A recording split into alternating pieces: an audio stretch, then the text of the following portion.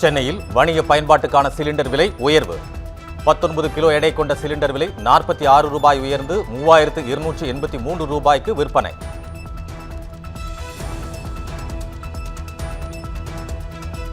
சென்னையில் petrol diesel விலை மீண்டும் உயர்வு. பெட்ரோல் லிட்டருக்கு 11 காசுகள் உயர்ந்து 107 ரூபாய் 87 காசுகளுக்கு விற்பனை.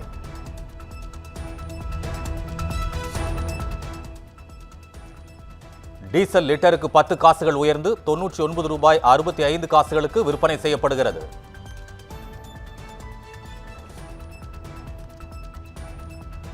பெட்ரோல் டீசல் ஏற்றுமதி மீதான சிறப்பு வரியில் தளர்வு. மத்திய அரசு அறிவிப்பு.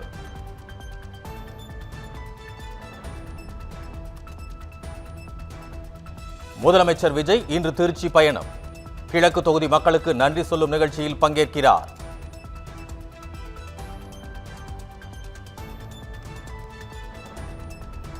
திருச்சியில் முதல்வர் விஜய் பங்கேற்கும் நிகழ்ச்சியில் 5000 பேருக்கு மட்டுமே அனுமதி. QR கோடுடன் கூடிய நுழைவுச்சீட்டு உள்ளவர்களுக்கு மட்டுமே அனுமதி வழங்கப்படும் என தகவல்.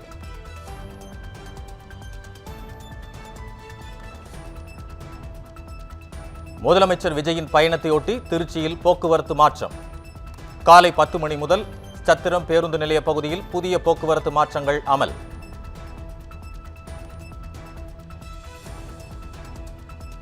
முதலமைச்சரின் பயணத்தால் பொதுமக்களின் வாகன போக்குவரத்து நீண்ட நேரம் முழுமையாக நிறுத்தப்படாது. ஒரு பகுதியில் கான்வாய் செல்லும் போது மறுபகுதியில் பொதுமக்கள் தடையின்றி செல்ல காவல்துறை ஏற்பாடு.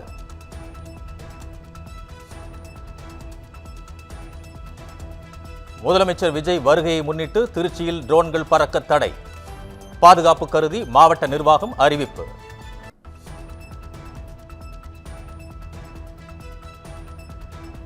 திருச்சி மாவட்ட ஆட்சியர் அலுவலகத்துக்கு நேற்று வெடிகுண்டு மிரட்டல். மோப்பநாய் உதவியுடன் வெடிகுண்டு நிபுணர்கள் சோதனை நடத்தியதால் பரபரப்பு.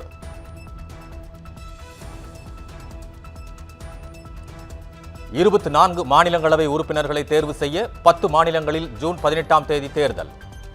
முன்னாள் பிரதமர் தேவகவுடா, கார்கே உள்ளிட்டோரின் பதவிக்காலம் அடுத்த மாதம் நிறைவு பெறும் நிலையில் அறிவிப்பு.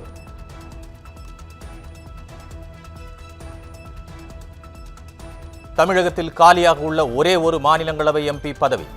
இன்று வேட்புமனு தாக்கல் தொடக்கம்.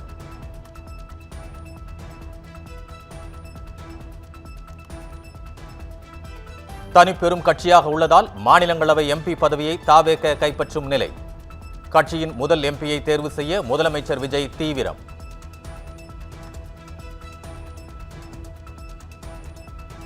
தலைமைச் செயலகத்தில் பயோமெட்ரிக் வருகை பதிவு இன்று முதல் அமல். அலுவலர்கள் மற்றும் அதிகாரிகள் காலை 10 மணிக்கு அலுவலகத்துக்கு வருகை தர ஆணை.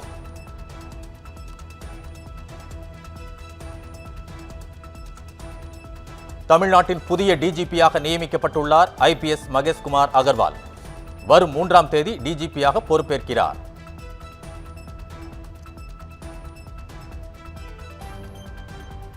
இந்தியாவில் அதிக சாலை விபத்துகள் தமிழகத்தில்தான் நடப்பதாக அமைச்சர் ஆதவ் அர்ஜுனா வேதனை. தமிழகத்தில் எந்த ஓட்டுநர்களும் விதிகளை பின்பற்றுவதே கிடையாது என்றும் ஆதங்கம்.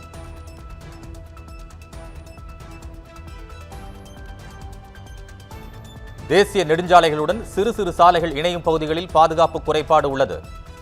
சாலை கட்டமைப்புக்கு செலவிடுவதைப் போல் சாலை பாதுகாப்புக்கும் செலவிட வேண்டும் என்று முதல்வர் அறிவுறுத்தியிருப்பதாகவும் ஆதவ் அர்ஜுனா பேட்டி.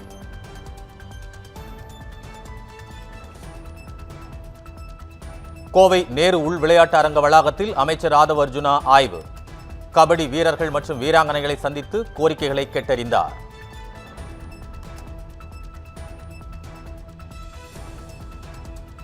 ஜூன் மாதத்துக்குள் காலி மது பாட்டிலை ஊழியர்கள் வாங்க வேண்டிய தேவை இருக்காது. மதுவிலக்குத்துறை அமைச்சர் விக்னேஷ் பேட்டி.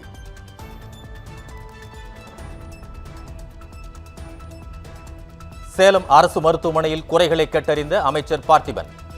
அமைச்சரிடம் குறைகளை முறையிட்ட நபர் வாக்குவாதம் செய்ததால் பரபரப்பு.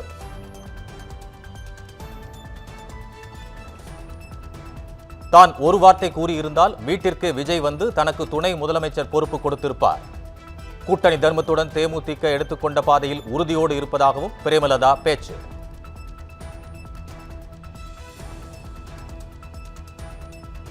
தேமுதிகவுக்கு துரோகம் செய்த அதிமுகவிற்கு தாவேக மூலம் தண்டனை கிடைத்துள்ளது. ஆடாதடா ஆடாதடா மனிதா என்ற பாடலை குறிப்பிட்டு இபிஎஸ்ஐ விமர்சனம் செய்தும் பிரேமலதா பேச்சு.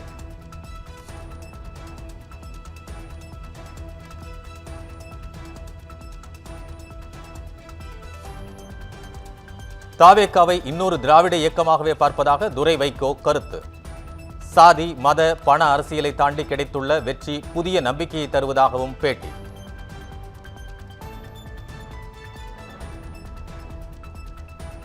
சட்டப்பேரவை தேர்தல் பணிகள் தொடர்பாக தலைமை நியமித்துள்ள உண்மை கண்டறியும் குழு 234 தொகுதிகளிலும் காங்கிரசாரிடம் கருத்து கேட்க திட்டமிட்டிருப்பதற்கு அக்கட்சியில் எதிர்ப்பு.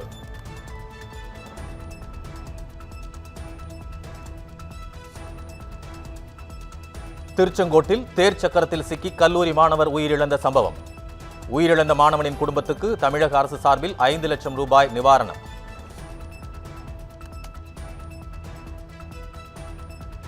திருச்சி பஞ்சப்பூர் பேருந்து நிலையத்தில் கடத்தப்பட்ட 6 மாத பெண் குழந்தை மயிலாடுதுறையில் மீட்பு. 4 பேரை கைது செய்து காவல்துறையினர் விசாரணை.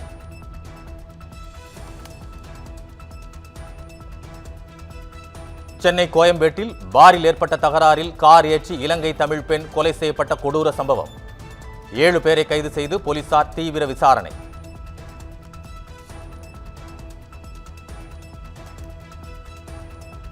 நெல்லை தென்காசி மாவட்டங்களில் தொடர் தாக்குதல் சம்பவங்களில் ஈடுபட்ட நபரை சுட்டுப் பிடித்த போலீசார்.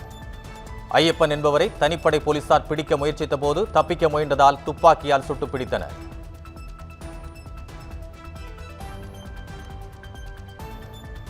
மயிலாடுதுறை அருகே ஒரே குடும்பத்தைச் சேர்ந்த 3 பேருக்கு அரிவாள் வெட்டு. முன் விரோதம் காரணமாக அரிவாளால் வெட்டிய திமுக கவுன்சிலரின் மகன் காவல் நிலையத்தில் சரண்.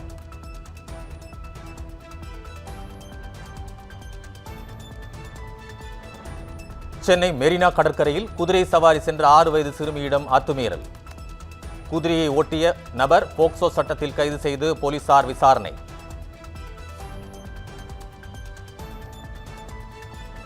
கோடை விடுமுறை முடிந்த நிலையில் சென்னை திரும்பிய மக்கள். சுங்கச்சாவடிகளில் கடும் போக்குவரத்து நெரிசல்.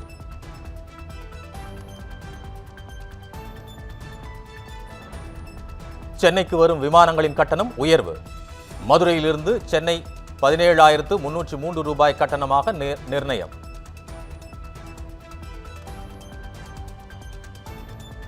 தென்கிழக்கு அரபிக்கடல் மற்றும் அதனை ஒட்டிய தெற்கு கேரள பகுதிகளில் நிலவும் வளிமண்டல சுழற்சி. தமிழ்நாட்டில் வரும் 6ஆம் தேதி வரை மழை பெய்யும் என்று வானிலை மையம் தகவல்.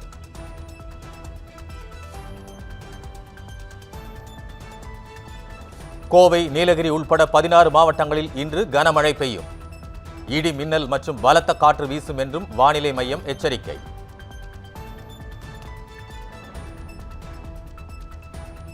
தமிழகத்தில் இன்று அதிகபட்ச வெப்பநிலை வழக்கத்தை விட 5 டிகிரி ஃபாரன்ஹீட் வரை அதிகமாக இருக்கக்கூடும். சென்னை மற்றும் புறநகர் பகுதிகளில் வானம் ஓரளவு மேகமூட்டத்துடன் காணப்படும் என்றும் வானிலை மையம் கணிப்பு.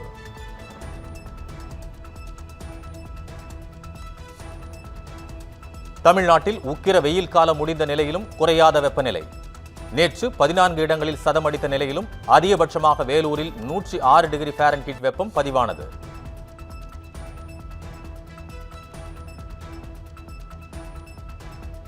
இன்று முதல் சென்னை கடற்கரை செங்கல்பட்டு வழித்தடத்தில் இயக்கப்படும் புறநகர் மின்சார ரயில் சேவையில் மாற்றம். வழக்கமாக இயக்கப்படும் ரயில்களின் சேவை குறைக்கப்படாமல் நேரம் மட்டும் மாற்றப்பட்டுள்ளதாக விளக்கம்.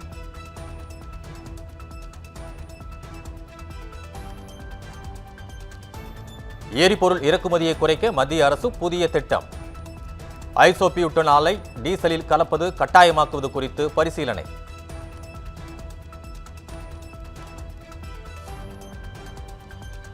பிரதமர் மோடி மத்திய அமைச்சர்கள் அமித்ஷா, ஜே.பி. நட்டா மற்றும் பாஜக மூத்த தலைவர்களுடன் முக்கிய ஆலோசனை.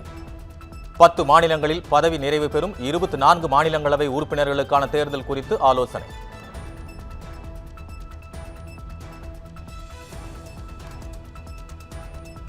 நெதர்லாந்திலிருந்து மீட்கப்பட்ட செப்பேடு சோழ அரசின் பெருமையை எடுத்துரைக்கிறது. மனதின் குரல் நிகழ்ச்சியில் பிரதமர் மோடி பெருமிதம்.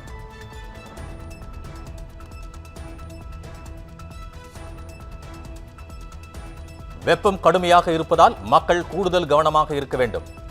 வெளியே செல்லும் போது எச்சரிக்கையுடன் இருக்கவும் மனதின் குரல் நிகழ்ச்சியில் பிரதமர் மோடி அறிவுறுத்தல்.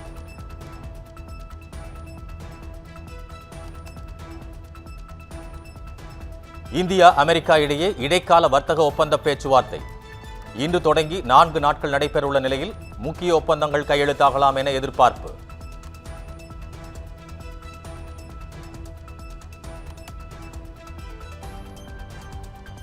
இந்தியா ஆஸ்திரேலியா பாதுகாப்புத்துறை அமைச்சர்கள் டெல்லியில் இன்று சந்திப்பு. பாதுகாப்பு உறவை வலுப்படுத்துவதற்காக இரு நாட்டு அமைச்சர்கள் மட்டத்திலான பேச்சுவார்த்தை நடைபெறுகிறது.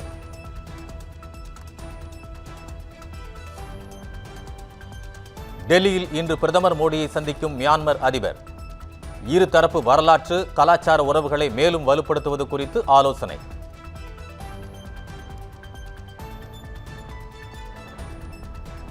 இந்திய முப்படைகளின் தலைமை தளபதியாக பொறுப்பேற்றார் ஜெனரல் ராஜா சுப்பிரமணி. வீரர்களின் அணிவகுப்பு மரியாதையை ஏற்றுக்கொண்ட பிறகு போர் நினைவிடத்தில் மரியாதை.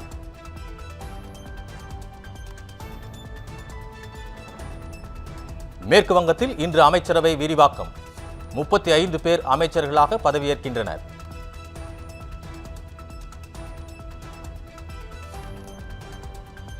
நீட் தேர்வில் நேர்மையை குலைத்த கல்வி மாஃபியா மீது கடும் நடவடிக்கை எடுக்கப்படும்.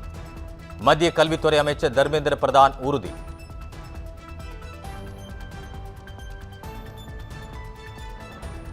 சிபிஎஸ்இ தேர்வு முடிவு குளறுபடிகளால் பாதிக்கப்பட்ட மாணவர்களை சந்தித்த ராகுல். கேள்வி கேட்கும் மாணவர்களை மத்திய அரசு அவமதிக்கப்படுவதாக குற்றச்சாட்டு.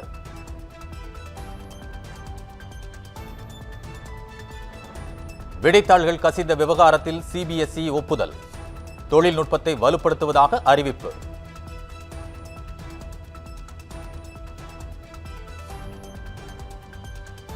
டெல்லியில் அடுக்குமாடி கட்டிடம் சரிந்து விழுந்ததில் 6 பேர் பரிதாபமாக உயிரிழப்பு. படுகாயமடைந்தவர்களுக்கு மருத்துவமனையில் சிகிச்சை.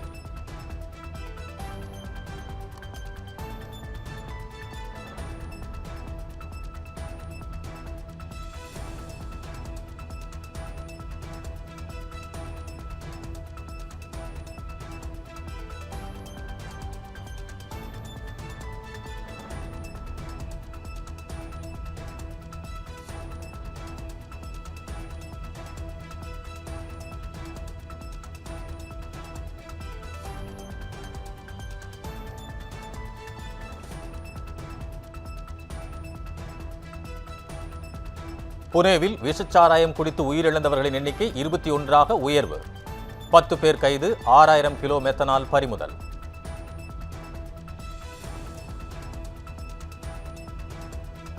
திரிணாமுல் காங்கிரஸ் கட்சியின் பொதுச் செயலாளர் அபிஷேக் பானர்ஜி மீதான தாக்குதல் சம்பவம். பாஜகவின் பழிவாங்கும் அரசியல் முகம் என காங்கிரஸ் எம்பி ராகுல் காந்தி கண்டனம்.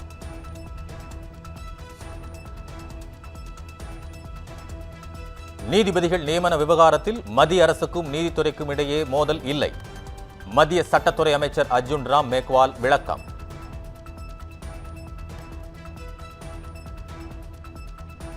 பஞ்சாப் முதலமைச்சர் பகவந்த் மானின் மொஹாலி இல்லத்தை முற்றுகையிட்டு அரசு ஊழியர்கள் போராட்டம். கூட்டத்தை கலைக்க போலீசார் தடியடி நடத்தியும் தண்ணீரை பாய்ச்சியும் விரட்டி அடிப்பு.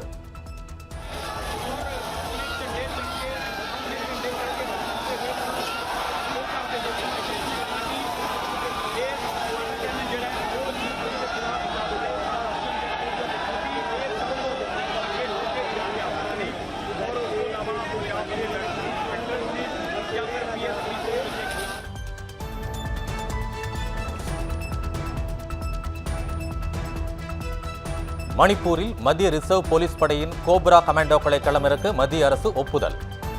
ஆயுத குழுக்களுக்கு எதிரான சிறப்பு நடவடிக்கையில் ஈடுபட உள்ளதாக தகவல்.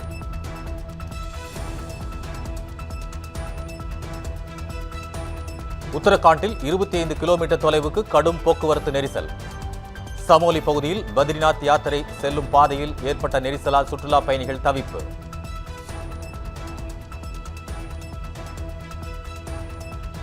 இந்தியா வந்துள்ள வியட்நாம் அதிபர் டோ லாமை சந்தித்தார் தொழிலதிபர் கௌதம் அதானி. புதிய முதலீடுகள் குறித்து பேச்சுவார்த்தை நடத்தியதாக தகவல்.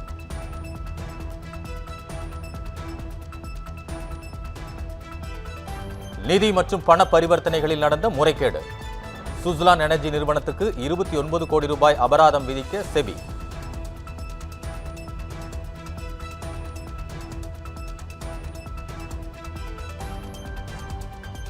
தாஜ்மஹாலை பார்வையிட்டது குறித்து அதிபர் டிரம்பின் மகள் டிஃபானி நெகிழ்ச்சி. கனவு நனவான தருணம் இது என புகைப்படங்களை பகிர்ந்து உற்சாகம்.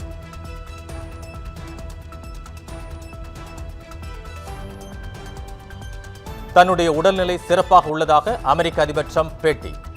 14 வயது சிறுவனின் இதயம் போல் உள்ளதாகவும் விளக்கம்.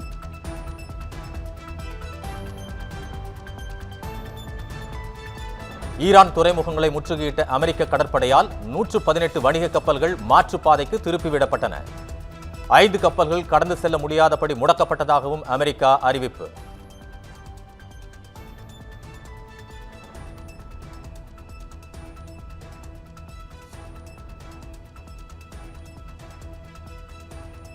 ஹோர்முஸ் நீரிணை போக்குவரத்தை முறைப்படுத்துவது தொடர்பான சட்ட மசோதா. அமெரிக்க கப்பல்கள் முற்றுகை நீடிக்கும் நிலையில் கவனம் பெற ஈரான் நடவடிக்கை.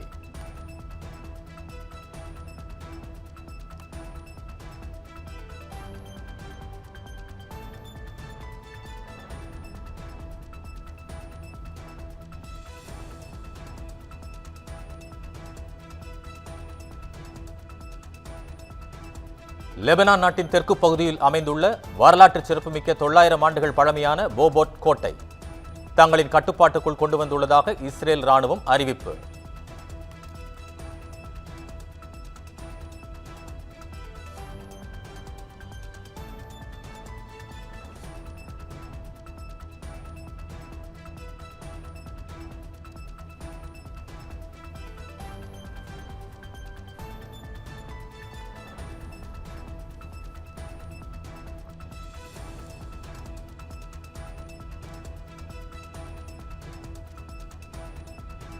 அமெரிக்காவின் வான்பரப்பில் நுழைந்த பிரம்மாண்ட விண்கல் பயங்கர சத்தத்துடன் வெடித்து சிதறியதால் அச்சமடைந்த மக்கள்.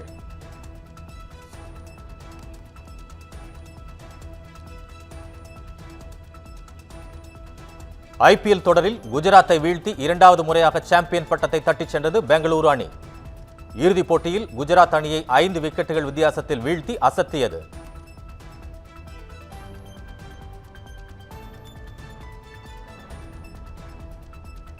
IPL இறுதிப் போட்டியில் குஜராத்தை வென்ற பெங்களூரு அணிக்கு கர்நாடக முதல்வராக பதவியேற்க உள்ள DK சிவக்குமார் வாழ்த்து. வரலாற்று வெற்றி என்று குஜராத் முதலமைச்சர் ஹரீஷ் சங்வியும் பெங்களூரு அணி மற்றும் BCCIக்கு பாராட்டு.